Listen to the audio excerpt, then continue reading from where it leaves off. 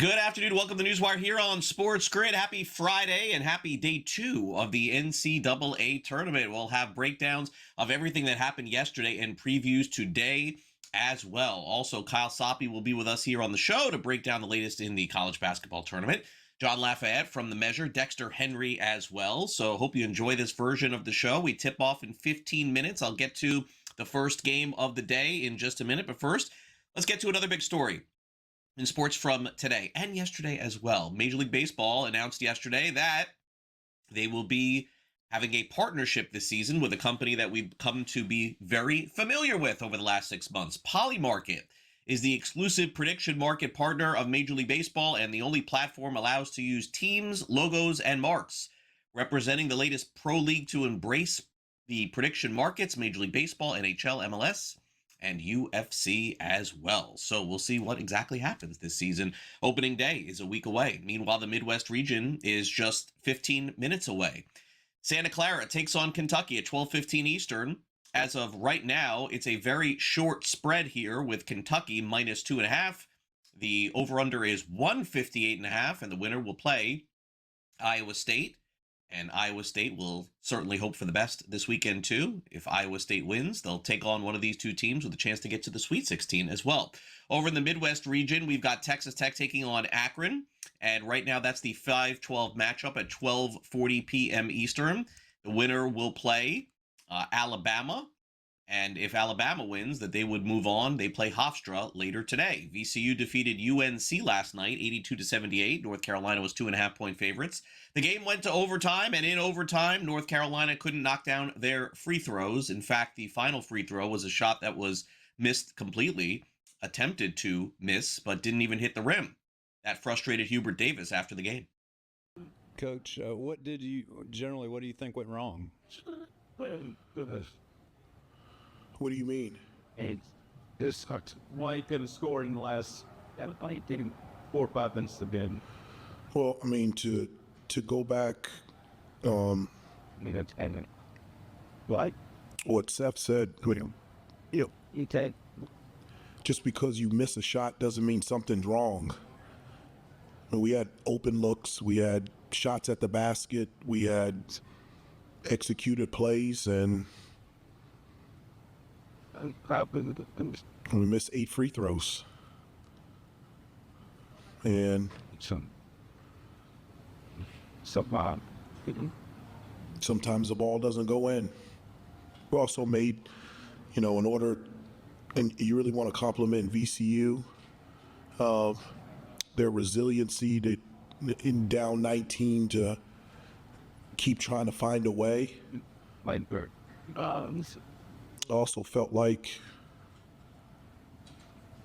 just the small details, in order for a team to come back, they have to be good enough and resilient enough to do that, and VCU was, but also believe that there were mistakes made that helped them come back. Duke also defeated Siena yesterday, despite Siena having a big lead in this game. In fact, going into the second half, there were some folks who had their bracket almost busted, but Duke did come through. The Boozer brothers combined for 43 points. Here's John Shire and Cam Boozer after the game. It's not concerning from the standpoint that, unfortunately, this is the nature of the tournament. It's the nature of the tournament. And, look, I wish it could just be smooth sailing. And, these guys, even though we have returners from last year's team, we're all in different spots. You can face a team like Siena. They're incredibly ready to play. We made some mistakes early that they made us pay for it. And all of a sudden, you want to win very badly. And so you can start making plays to try to get back in the game that are probably uncharacteristic of who we've been. All year, doing a great job protecting the paint. They are really soft on the ball. They sell to the paint. They make you settle for threes. And we took the bait on that. I think we really didn't come out ready to play today, and we got to be a lot better moving forward. But Coach has all the time, whether we win by 1 or 25, it doesn't matter. So just on to the next. Biggest surprise of the day, High Point taking out Wisconsin, without a doubt. That was the big one there. And right now, it looks like High Point's got a shot to go deep into the tournament if they can win. Finn Clayman was very, very excited after the game. He's the head coach, if you didn't know, of High Point. Talked about what it required to get to this point. Tough to even put into words what just happened. Couldn't be more proud of this team. In the summer, when we get those shot tracker numbers back, and there's 63 schools in the country that have it, and we're number one every week in shots taken. They could talk about whatever we have, but we're working. We're selfless. And it's pretty obvious to me that something needs to be done about this non-conference scheduling. High Point and Miami, Ohio are 2-0 in quad one games. We couldn't get games. They couldn't get games. Akron couldn't get games. UNCW couldn't get games. Belmont couldn't get games.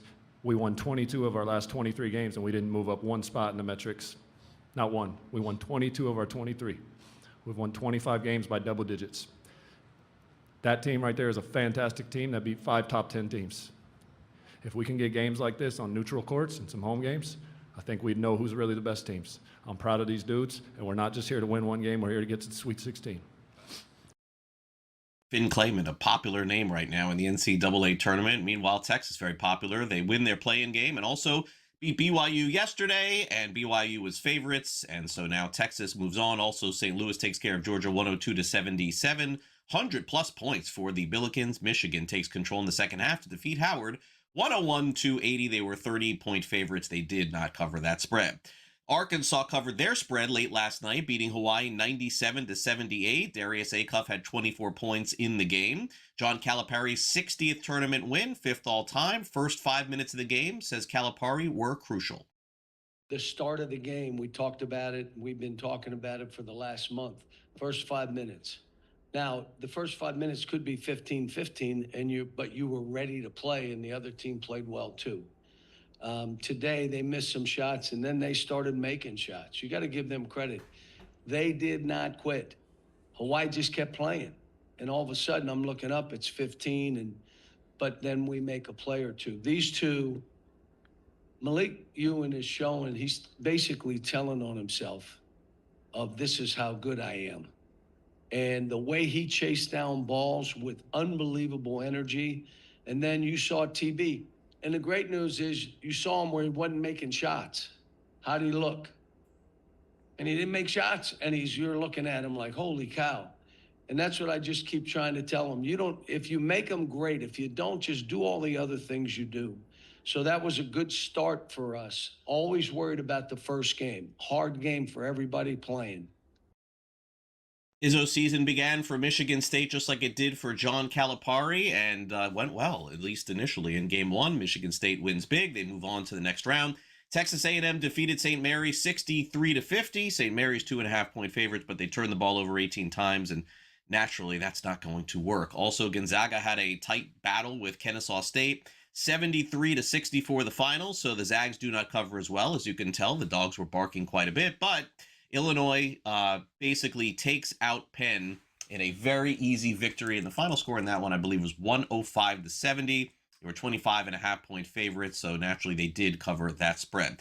Also, yesterday, University of South Florida was a popular pick to upset Louisville. That didn't end up happening. Louisville won the game and barely covered. They had a 23-point lead, but did come down to the wire. They ended up winning. Vanderbilt rallies from double digits down to come back and beat McNeese. They were 12.5-point favorites. Xavier Edmonds, game winner, gave TCU the early win over Ohio State yesterday. That was the afternoon game. Nebraska's first ever NCAA tournament win is over Troy, 76-47, and Houston dismantled Idaho 78-47. All right, coming up next, Kyle Stoppe will tell us whether or not Duke can continue to win games in the tournament, looking awful against Siena. Is that possible? We'll tell you next. Don't go away.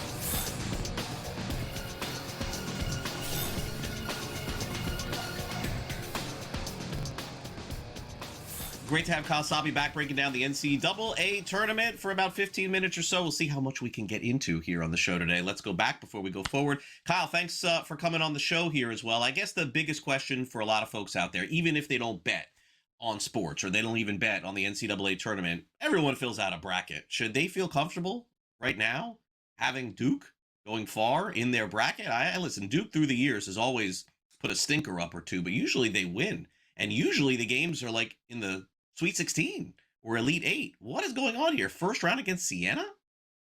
Yeah, and you're talking to the wrong guy here. I've got Duke winning it all, so I was sweating that game out. I spent so much time with this stupid bracket and trying to evaluate 68 teams of 20-year-olds to have it all go up in flames in the first 3 hours of the event. So I'm glad they survived.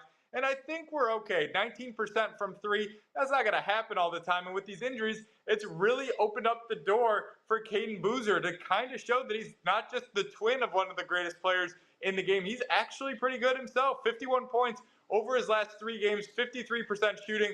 This could be one of those situations where you should have knocked me out when you had the chance in round 1. Duke, I'm not too worried. I have him going all the way. I'm still okay with that pick. All right, we'll find out, of course, tomorrow, whether that ends up being true. Meanwhile, our first game of the day is tipping off in less than 5 minutes. We've got Kentucky taking on Santa Clara. So for folks who are getting ready for this, do you think that Kentucky will be able to overcome some of their inconsistencies over the course of the season? Santa Clara, no stranger to the tournament. Yeah, no, I definitely think they could, but I've got this game about as close as you can get. So I'm not laying the 3.5, 2.5, whatever the price is, where you're shopping here. I would rather not play this game. They've got a guard in Christian Hammond, who I think can physically match up with Otega Owe in a pretty good way. Both are 6'4" guards. If they can neutralize Owe, this game could come down to the wire. We had a great first game of yesterday. I think we see more of the same today.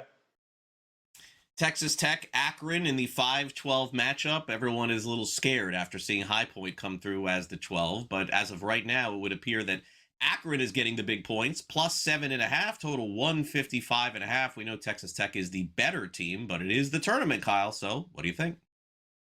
It is. I do think Tech advances, but laying 7.5 for a team that's as efficient as Akron is not something I'm interested in doing. If I had to play this game, it would be taking the points with Akron, but I'm realistically not touching this game. Tavari Johnson, a very, very good creative guard for Akron that can give this Texas Tech team some problems. We know the guards can play, but with JT topping out, the front court's a little thin. They need the jumpers to fall, and they could. They're a great shooting team, but I'm taking 7.5 points. That's too much. I got this game closer to 4. All right, 7.5 on the line there. We'll see if Akron and Miami, Ohio, can get past their games today. 2 teams in Ohio. All right, LIU, they're up against it. I don't think there's any question about that. 135 Eastern. I mean, look at this line here, 30.5. I believe it's the second biggest line in the NCAA tournament. Florida has the biggest one, total of 147.5. I'm thinking about laying that 100,000 right there, Kyle. You see on the screen there, 100,000 to win a buck. Sure. I'm thinking about it. Sure, yeah. I mean, it's your paycheck, not mine. I'm not putting any money on this game in either direction. Arizona doesn't shoot threes, and LIU doesn't want to play with any pace. So that's a tough spot to cover 30. I mean, you're talking what? It's got to be like an 85-50 kind of game like that. There's not much room for error. Arizona marches on. The 1 seeds were all sweating it yesterday. I don't think we see more of the same today. If I had to pick, I'd take the 30.5. But yeah, I'm not touching this game. LIU plays way too slow. I don't know how many possessions we're realistically getting in this game. I think it is actually 10,000, by the way, not 100,000, if I want to be clear. All right, Virginia takes on Wright State. This is a team that has fallen flat, has Virginia in the NCAA tournament under Tony Bennett. Now things certainly could be different. Total 148.5. That tells me maybe Virginia could put up some more offense here, but Wright State is not like a giveaway game here. What do you make of this one? No, they haven't. They're not. They've won 18 of the last 22 games, and this is a team that can rebound and kind of push pace with Virginia. This is another one where I don't think the game is in doubt, but the spread very much could be late. I make this game closer to 15. So again, I'm on the side of the dogs, taking a lot of points here. I heard you say earlier that the dogs were barking yesterday, and I think we could see more of the same against the spread today. I don't know if we see as many upsets, but as far as covering the number, I think favorites could have a hard time today. Yeah, it could be. And look, that's what I want to see in the tournament. It's not what we always see. It's not what we saw last year, too. But Iowa State, another big favorite today, 24.5 points, 2:50 Eastern against Tennessee State. My research in Tennessee State told me they're one of the poorer teams entering the NCAA tournament. And I know Iowa State's really good. So, I mean, maybe this is one of those games that a team could cover. Yeah, your research matches up with mine. I've got this at just over 26 points on the spread, so I will take the Cyclones in this one. There might be some bias in my part. I'll admit it. My numbers love Iowa State. I've got them in the final game playing against Duke. So if they struggle here, I will. I'll take next week off from this show. But I think they win rather convincingly, and I'll take them to cover the number. Before we get to the rest of the games, Kyle, what advice would you give to people who were betting and playing the brackets? You know, it's very tough because you're going to find yourself maybe hedging or even going against yourself at some point during the tournament. How do you play this out? I play it when I fill in the bracket, when I hit submit on my bracket pool, when those games tip on Thursday, that is the end of my exposure with the bracket. It's a completely different game. It's like a DFS lineup if you're talking fantasy. It's set. It's done here. Your exposure's there, but you're no longer committed to it. And I used to get trapped up with that because you've got like a $5 bracket that I live and die for. But then it's like, oh, I got a $20 bet. It's like, realistically, which one's more important? I understand the sheet of integrity. Everybody loves their bracket. I'm not betting based on my bracket. The bracket is its own entity. It should not affect how you gamble moving forward. And how many did you fill out? Come on. I'm a one bracket guy. I put in way too much research. Are you? Good for you. Things around. I'm a one bracket guy. I'll play a bunch of pools. Don't get me wrong. But that same bracket is all over the place. How about you? You got 50 million out there? No. Actually, this was, Kyle, it's a great question. Thank you for asking.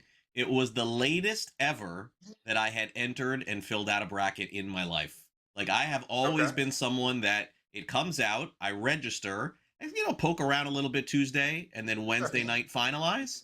It, like, literally 12:58 p.m. I sad to say, hosting a show like here, but I waited till the bitter end this time. I don't know why, but all right, we're going to keep Kyle around because we got more games to break down, including Hofstra, Alabama, Utah State, Villanova. You're watching NewsWire here on SportsGrid. We'll take a quick time out. More breakdowns coming up next.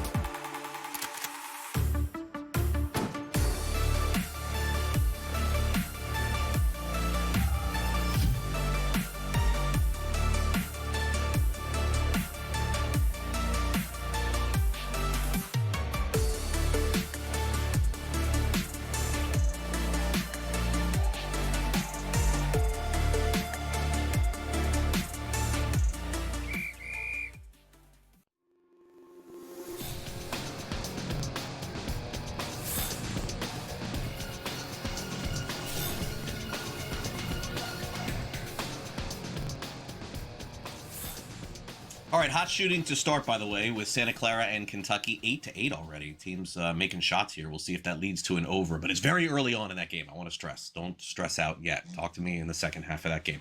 All right, let's bring Kyle back. Let's see if we can roll through a couple more games here. Alabama, Hofstra, where the Crimson Tide are 11.5-point favorites. And Kyle, something you don't see very often is a total of theirs below like 180, 170. I see 158.5 here, which tells me that Hofstra is going to catch the ball. They're going to run the clock down, all the way down, until they have to shoot to try to keep Alabama from scoring. I've heard a lot of different opinions on this. Maybe just simply take Alabama's team total here. I don't know. How do you see this game playing out? And to be honest, what you're laying out for Hofstra should kind of be the approach for everybody playing against Alabama. Like, I don't think Alabama is one of the 10 best teams in the country, but you know what they are? They're the best team at playing Alabama basketball. So I'm not trying to get into a track meet with them. Aiden Holloway found with pounds of drugs, all that stuff. He's going to be out. That changes the complexion of this offense a little bit. Like you said, Hofstra wants to slow down tempo. If they can do that in Aiden Holloway's absence, leaves a little bit of a hole in this Alabama offense. I think we see a slower pace than normal, which points to what you're saying here with the total. I'm on a Hofstra under 33.5 first half points. I think they grind it out. It's a little bit of a feeling out process for Bama. We see an ugly first half. Maybe they separate in the second half, but under 33.5 for Hofstra in the first half is my play. All right, under 33.5 team total there. Okay, so the 9 versus the 8 at 4:10 Eastern out west. Utah State battles Villanova. Very short spread here, as I'm seeing, and a lot of flip-flopping as well. Who's the better team here, Kyle? Total 147.5. Yeah, this one came out, and this is my best bet for the day. I've been on Utah State for a while now. I see no reason to back down. Villanova, about as underwhelming of a team with a 75% win percentage as you could possibly have. I'm not sure that they do anything well, and they struggle against the good teams. And for me, Utah State's been a top 25 team for a month now. I think they qualify as a good team. They've got MJ Collins, who's just a stud on the perimeter here. He's over 20 in 3 of his last 4 games. I think you see more of the same. Villanova can't keep up. And if Collins is comfortable, and he turned the ball over at all, he turned it over 4 times in the conference tournament there, over 100 minutes played. I don't think they give Nova much of a chance to breathe here. I'm overexposed, you could say, in the Aggies today. All right, so the final game that we will break down, I wish this was a primetime game just to see how many people would actually tune in. I mean, honestly, this is a horrendous time to start a game. 4:25 Eastern, not early, not late. I mean, West Coast people are all at work. No one's watching this. I'll tune in, though, to see if the Miami, Ohio kids can keep it going. They're plus 11.5, total 149.5. And unlike the game against SMU, where this line crashed from about 8.5 to 6, doesn't seem like a lot of movement on this game from what I'm seeing, Kyle. No, Miami, Ohio, they're the real deal. I bet them pre-flop to make the Sweet 16, based mainly on the odds. It was 100 to 1. I thought there was a better than 1% chance. And seeing them on Wednesday night just jack up threes, I mean, at halftime, they had more made threes than 2-point attempts. And that just increases the variance. All over the place. And I am here for that for a team like this. Tennessee, my lowest graded 6 seed coming into the action. Virginia, my lowest 3 seed. So if you're looking ahead, Miami of Ohio could get interesting. Tennessee's tough on the glass. That much we know, and they have that advantage over the Redhawks. But if you're just jacking threes from 30 feet, it doesn't really matter because those rebounds aren't under the rim anymore. They're spraying out all over the place. I think this is a coin toss game, so I'll take the points. And with that 100 to 1 ticket in my pocket, I'm rooting for the money line upset. And by the way, I think you mentioned Duke, you mentioned Iowa State. So who are the other 2 Final Four participants that you have in? I've got Duke beating, who is in that corner? We've Illinois, and then Arizona on the Iowa State side. That one gave me a tough time. Arizona's been a top 5 team for all year for me. So is Iowa State. I'm going to side the Cyclones to get to the final game there against Duke. Joshua Jefferson. Yeah, he's not a receiver, but he's too tough here. They play too much defense. Iowa State, for me, the best bang for your buck in this bracket. Where do you have the Gators going? How far do you have them going? I've got them falling out in the Sweet 16. If they have to play Bennett Sturts in Iowa in round 2, I think that could get awfully feisty. We saw them struggle with Vanderbilt's guards. You throw one of the best 5 point guards in the country against Florida. I'm not saying the upset happens, but I'm saying you might have to sweat it a little bit like Duke supporters had to do the other day. As always, Kyle, thank you so much for all the great information and breaking down some college hoops. We'll talk again soon. I can't wait. Best time of year, bar none. March Madness underway. We'll keep the madness talk going with Dexter Henry of the New York Post. You're watching NewsWire here on SportsGrid. It's a Friday. It's college hoops. We're all about it, and we'll be right back.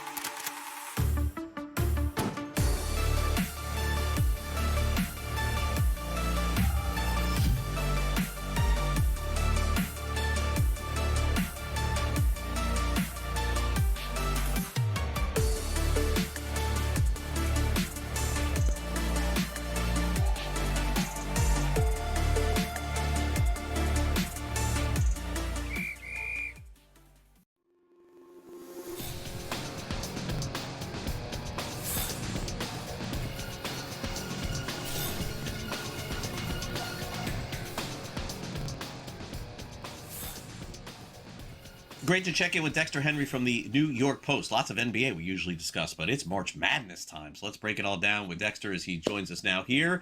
All right, we'll hear from Rick Pitino here in just a second, Dexter, but I do want your opinion first on this extremely intriguing battle between St. John's and NIU. And the reason why I say that is because you look at this total of 131.5 tells me that this, it's so strange to see a double-digit spread in a total that's pushing 130, Dexter. So this is a interesting style, I think, tonight of two teams. Yeah, what it tells me is what I think is the key in this game. It's going to be pace. And St. John's likes to play fast. They like to use their defense. They like to get out and run. Northern Iowa is the complete opposite. They want to play slow. But this tells me that the Vegas thinks that, hey, you know what? St. John's is going to dictate this game and how it's played. I tend to agree with that too. I think Northern Iowa will get their points. They'll be able to get some things in transition themselves, but that's not how they want to play. If St. John's plays their game, is able to speed them up, is able to get turnovers on defense, and able to push things defensively and get their front court going, that's where they have the advantage with guys like Zuby Ejiofor, with Bryce Hopkins, Dylan Mitchell. Those guys are going to have a huge advantage over Northern Iowa, and I think they can put up a lot of points in this one. I like St. John's to win pretty easily in this one. So if you like that point total of 131.5, I might stay away from it because I can see it falling just short of it, but I do think points will be put up in this game. And interestingly enough, Rick Pitino, head coach of St. John's, had quite a bit to say about his March Madness run. Last year, of course, got off to a good start, ended in disappointment. Let's hear him on this year's run.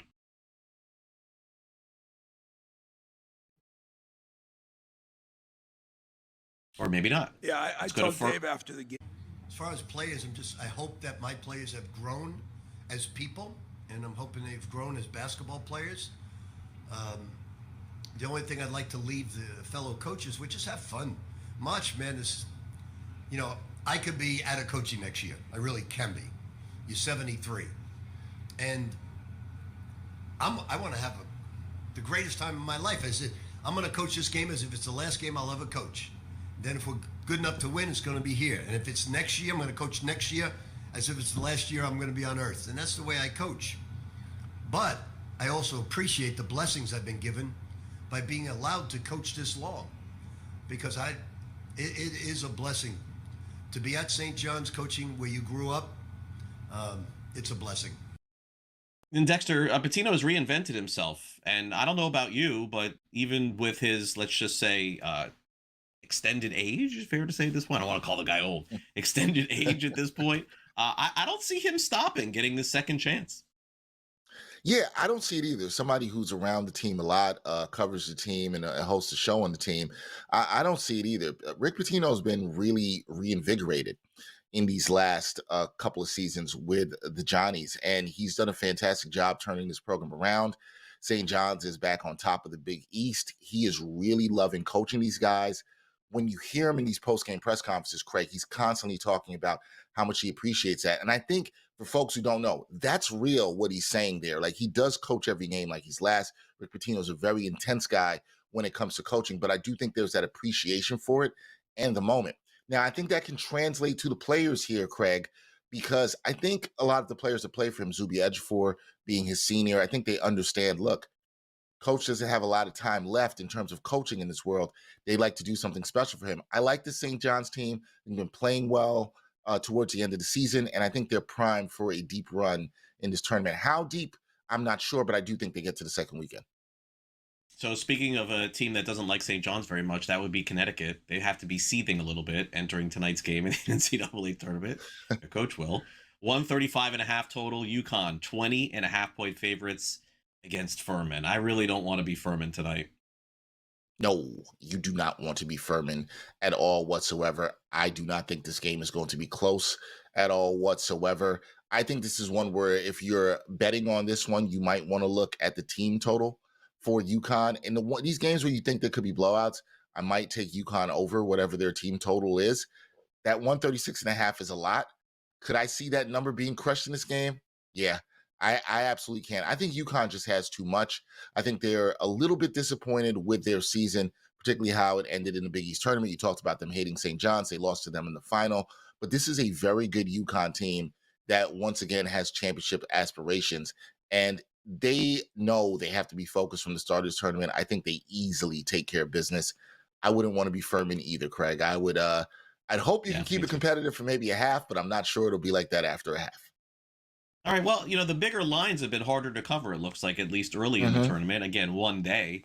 The Gators got a great draw, by the way, here. They get Prairie View tonight. They're 35.5-point favorites. It's the primetime game tonight. Main game, I believe, on CBS, 9:25 Eastern, 1 versus 16. Can Florida...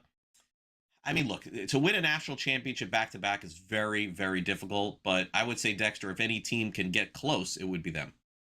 Yeah, I think if any team can get close, will be them.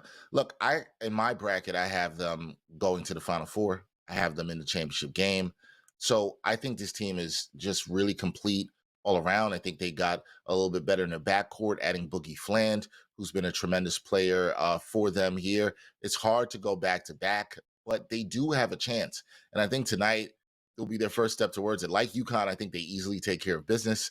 I do not think this will be a contest at all whatsoever. I do not see this team playing with their food at all. And so the thing I like in this game, these blowouts you talked about, these large spreads, Craig, they're really hard to predict and pick. But this is another spot, again, where I look at that team total, and I checked it out before we came on here. It's at about 94.5 for Florida. I'd bang the over in that. I think they go over that. I think Florida can easily put up over 100 in this game on their own. So there might be a world in which you tell me, hey, Dex, I like that. I see that 150 and 5.5 for the total over under here. You might want to take that. This is one where I might be inclined to touch that total over under and go over the 155.5, just because I think Florida in this one could easily put up over 100 on their own. Let's get to another team from Florida. That's University of Central Florida. We saw South Florida knocked out yesterday. They take on UCLA. The Bruins are 5.5-point favorites in this game. It's the 7-versus-10 matchup. The Bruins, we know, are good, but consistency has kind of been their issue. I don't think UCF thought a month ago they'd be in the NCAA tournament, but here they are. Yeah, and they're a scrappy team, UCF that is, and we know the Bruins are good. Look, you love these 7-10 matchups, and this is one where I actually might be inclined not to take UCF with the money line, but I might take them to cover here with the 5.5. This is a game tonight that I can see being really tight. I can see UCF mucking it up. I can see them trying to slow things down for UCLA. I think they're susceptible to that, and I think they can make this a game. So if you like UCF, if you really like UCF, I'm not going to go that far. You might want to hit that money line, but I like the plus 5.5 here.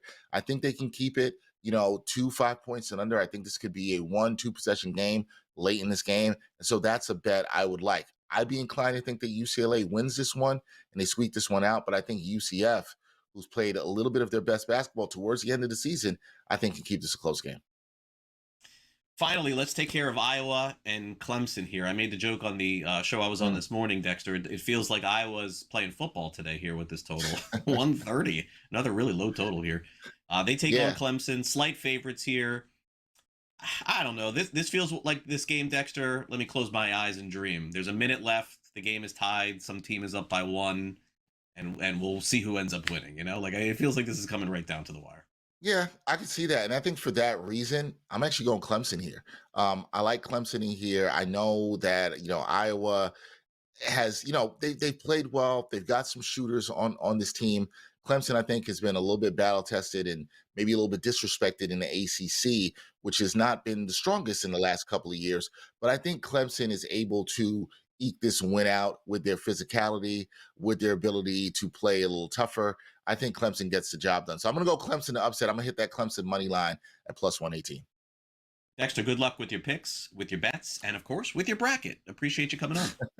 Thank you, man. Appreciate you, bracket. All right, we'll be right back with John Lafayette from The Measure talking World Baseball Classic ratings. Don't go away.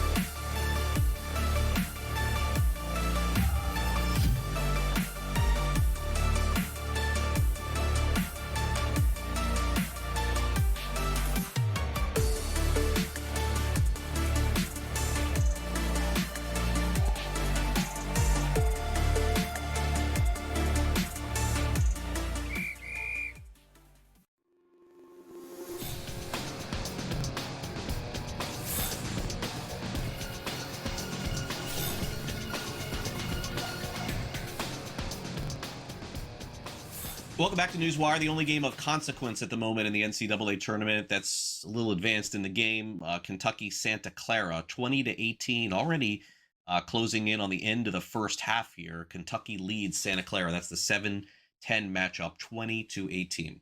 All right, let's bring in John Lafayette from The Measure for the very latest going on in sports and television and streaming ratings as well. And John, great to have you back here on NewsWire. The World Baseball Classic was obviously fantastic. I attended the championship. I attended the semifinals. I attended several games here in South Florida, and never would have expected to see these sort of television ratings, especially for Fox here, when you consider these games happen in the month of March. But if these are any indication, John, great news for baseball, to me, moving ahead of the NBA, which is very significant. Yeah, baseball seems to be pretty hot. I hope they don't mess it up with their labor problems at the end of the season. But as far as the tournament was concerned, Team USA may have lost, but Fox was a big winner. Like you said, the final game drew 10.7 million viewers on Fox and Fox Deportes, the Spanish language channel. That's up 128% from the 2023 final when Shohei Ohtani struck out his Angels teammate Mike Trout to give Japan the title. Over the course of the entire tournament, with the Team USA hanging on until the very end, Fox, FS1 and FS2 averaged 1.3 million viewers, and that's up 156%. You saw the atmosphere. Players seem to love it, especially the guys who were coming over here to prove that they can keep up with the United States. I think the tournament is here to stay, and I think that the league would be smart to find more ways to play some international baseball. Yep, 3 years from now, they'll do it again at the next World Baseball Classic. But the question, John, moving forward in the NBA is where will they be playing games if teams expand? There's a possibility that it looks like Las Vegas, who's been the topic of expansion everywhere, baseball, hockey, and now the NBA. Once upon a time, Seattle had an NBA team, and it looks like they may be getting one back again. Yep, well, they're going to be voting next week on expanding the league up to 32 teams. And like you said, Vegas and Seattle seem to be the front runners, and both of those teams have a history in sports now. The Golden Knights in hockey, the Raiders in football, and maybe the Oakland A's will be moving in when it comes to Vegas. Public officials in Vegas are really high on sports. They're pushing very hard for an NBA team. There are even rumors that LeBron James might be part of an ownership group, although he's denying it. You know, he's a basketball player for now. If he's going to be an owner in the future like Magic Johnson, we'll see that in the future. Seattle, they haven't had a team since 2008. Those fans were crazy for legends like Gary Payton and Sean Kemp. They had Kevin Durant when he was a rookie, and then the team bolted and went to Oklahoma City. Whatever happened to Oklahoma City? Oh yeah, they're champions now. So there's a lot of FOMO going on in Seattle when it comes to basketball. Now, for the owners, expansion is big business. They could pocket up to $8 billion for each team that expands, and that would be great for them. The downside for some owners is that they'd have to split the TV money 32 ways instead of 30 ways, which means year to year they'd get a little bit less money.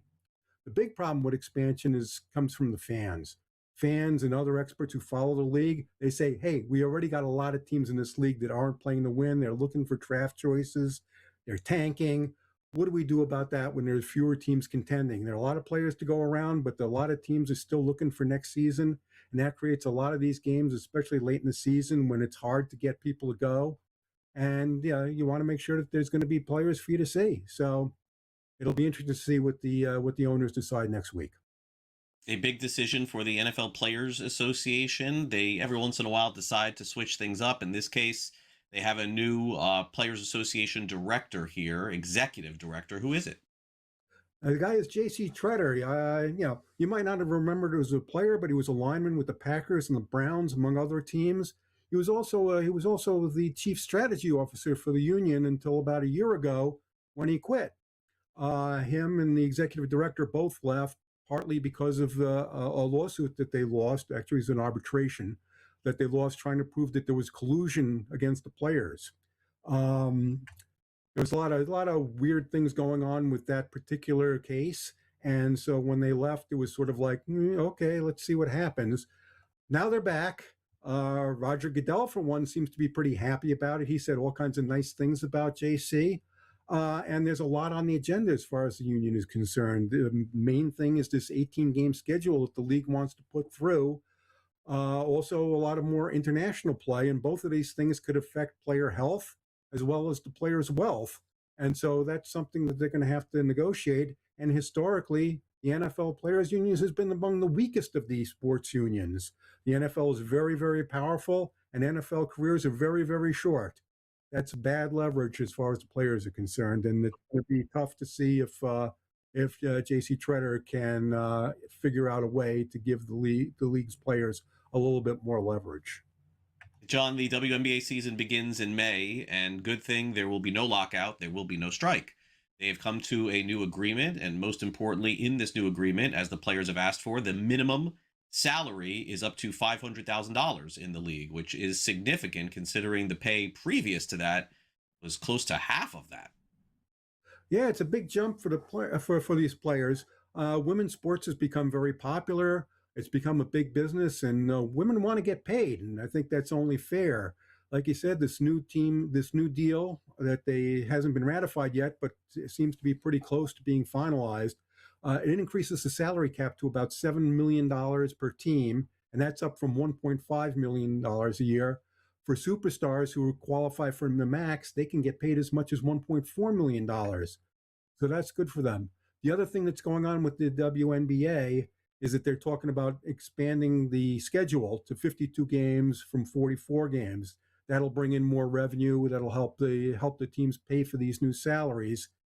Already the league is doing pretty good in terms of media rights. They have a $2.2 billion deal that runs through 2037.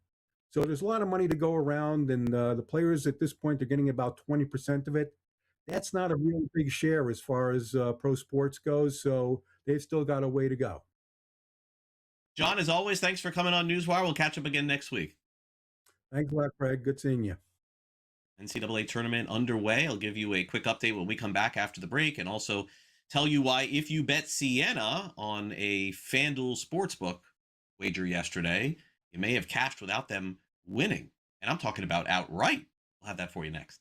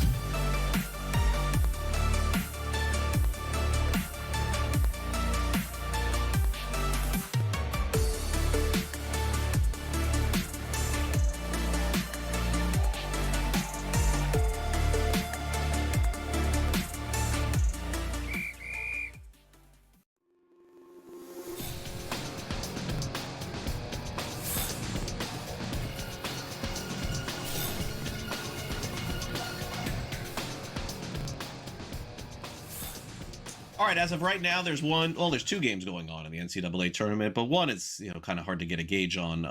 Well, let's start off with this 4 minutes to play. NCAA tournament's first round action here. We've got Kentucky leading Santa Clara 26-23. 4 minutes to go, first half. And Texas Tech just started off with Akron. Extremely low scoring in this one to begin as well.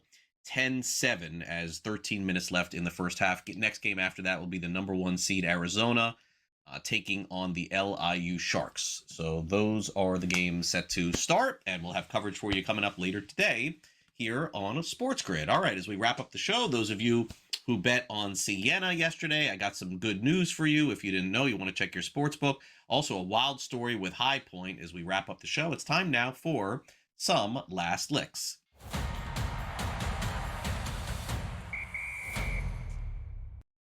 FanDuel Sportsbook yesterday handed out a win to a team that did not win. Well, I guess they did win against the spread. If you bet Siena, you were never in any threat of losing. But how about if you bet Siena on the money line plus 5,500? They took a 10-point lead versus Duke. So straight money line bets were paid out during the game. What a great promotion that FanDuel had here. Now, obviously, Siena at the end of the game was overtaken by Duke, not a surprise. And the Blue Devils did advance to the next round of the NCAA tournament. But to think that you can bet a team and they're getting 20 or 30 points, and just because they go up 10, you get to cash, it's not a bad promotion for them to let people know, hey, if you want to get involved in this, this is a way that you could win even if you lose. I'm going to guess those people that bet Siena on the money line may have also had the spread as well. So that would be a pretty big day and a good win for them. All right, so the big story yesterday in the tournament had to be High Point winning, right? The 12 versus the 5 seed, 83-82, that was the final. But speaking of High Point, no pun intended, Chase Johnston, who you see there, number 99, he had the game-winning shot. And that's not a big deal because he took 163 three-point shots this season and he made 68. But his game-winning shot was a 2-point shot. And how many 2-point shots did Johnston have over the course of the season for High Point? The answer, none. Seems crazy. How is that possible? That's right. 0 for 4 on 2-point shots until yesterday's game winner against Wisconsin. There he is, the hero of High Point, Chase Johnston. Never had a 2-point shot made this season, but ended up knocking down a game winner to take care of business and move on to the next round. They play tomorrow. Okay, finally, I don't know if you remember this one from McNeese. You may not, so I'm going to have to catch you up. Guy went viral for McNeese a couple of years ago. His name is Amir Khan. His nickname is Aura. He is the student manager, and there he is. You may remember him in that yellow garb from, I believe it was last year or the year before. He got all kinds of endorsement deals after going viral last year when McNeese ended up winning in the first round of the NCAA tournament. But unfortunately, he was back for this year's tournament, and as they say, the vibes were bad. The aura is gone. McNeese out of the NCAA tournament, so nothing new for McNeese, and unfortunately, no new endorsements for this kid who did a funny job last year being a point of focus for somebody that we didn't necessarily think would be. All right, so a couple minutes to go here on the show. Wanted to give our condolences to the family of Chuck Norris, former actor and, of course, martial arts, Walker, Texas Ranger on television and movies, stage and screen alike. Passed away. Chuck Norris lived a full life, 86, I believe, or 85. Passed away. It was announced today. And, certainly a very popular name here in the United States and abroad. Chuck Norris passes away. A very popular American, not only martial arts, but actor as well. Thanks to our great guests here on the show today. They included Kyle Soppe, Dexter Henry, and John Lafayette. If those of you who are just playing the brackets, you may just want to download the SportsGrid app just to watch and see what happens. But if you're placing bets, you can actually track them in our app. So let me show it to you. It is the SportsGrid app. Just download it for iOS and Android. You see how that QR code is there on your screen. Download the app and stream our shows, including our programming coming up at 3 p.m. Eastern, live in game for all of the college basketball action. So make sure you check that out. All right, that'll do it for our week of shows here on NewsWire. I'll be back again Monday, so hopefully you have a great weekend and enjoy the college basketball action. Thanks again to Tommy, and for Frank, I am Craig. Enjoy our college basketball in-game programming, and I'll see you on NewsWire on Monday. Have a great weekend, everyone.